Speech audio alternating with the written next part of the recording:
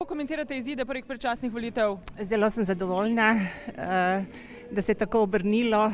Sem trepetala do zadnjega trenutka, in sem presrečna. Grem si en nageljček kupiti. Ja, takole je, če se človek ukvarja s kakšnim kriminalom in biznisom, lahko tudi zmaga. Jaz sem zadovoljna. Komentiram tako, da je vse še neznano. V redu, tako mora biti, kot je zdaj.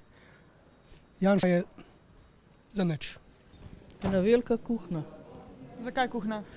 Zato, ker vse tele, ko so že ankete, so 5-10% recimo napovedovale, več se nisem za Janša ali pa za katerega koli, ampak to je zavajanje in pomaganje nasprotni strani.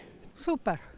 Mislim, vse je v redu, ena sprememba mora biti. Naj pridejo malo drugi ljudje gor na vrh, da bo mogoče malo drugače, da drugače razmišljajo in drugače bojo tudi verjetno kaj naredili. Skratka, sem se Janša hotel znebiti. Ste zadovoljni z izidi? Jaz sem.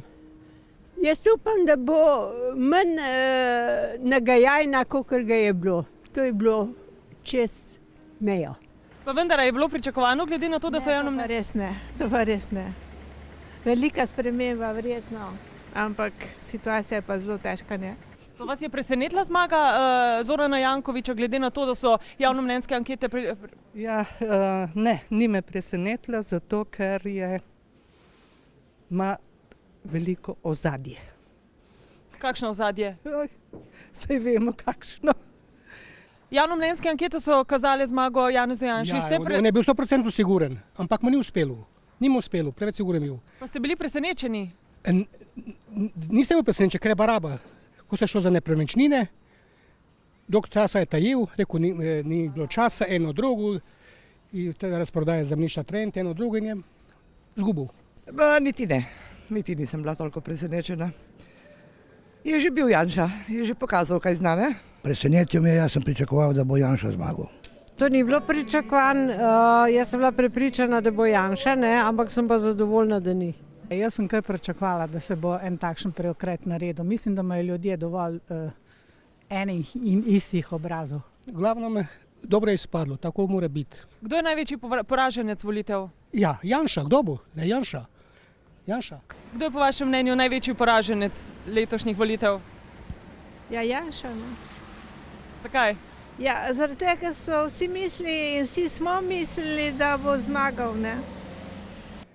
Ja, Kresalova, pa Golobič, Jelenčič in tako naprej. Mislim, da je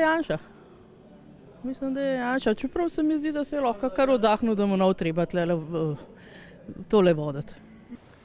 Zmago Jelenčič. Zakaj? Preveč je klepetal. Zdaj bojo cigani saj imeli mir. Za mene sigurno Janša. Ja, Janša. Zakaj? Ja, zato, ker je 3 leta pripravil se na ta skok, kako bo on vse požel, zdaj se mu je pa tole zgodilo. Največji poraženec volitev so pa tisti, ki niso prišli v parlament. To se pravi, ni prišel Zares, ni prišel LDS, Kresalova, pa gospod, ne, tak. Ja, Jelenčič bi mogel biti v koaliciji, zato ker edini ima, kar se reče to malo nesramno, jajca. Kako pa komentirate izjavo Janeza Janše, da se Sloveniji obetajo predčasne volitve še pred koncem mandata? Ja, tako kot je Pahor napovedal, ne vem, če bo to mu uspelo. Upamo, da ne. Neumestno bi rekla. Vse ne vemo, kaj bo, ne kako bo in ne vem, mogoče je to kar tako nekaj. Še tole mi povejte, gospa, kako komentirate izjavo Janeza Janše, da se Sloveniji obetajo predčasne volitve še... Prav ima. Dam prav. Se je pokazal, kaj je, ne? Da že na prvi dan napoveduje predčasne volitve, izgleda, da imamo dosti denarja, ne? Komentiram tako, da je zadev že blizu na glavico. 3-krat je to ponovil, sem ga poslušala snoč. Grdo je to.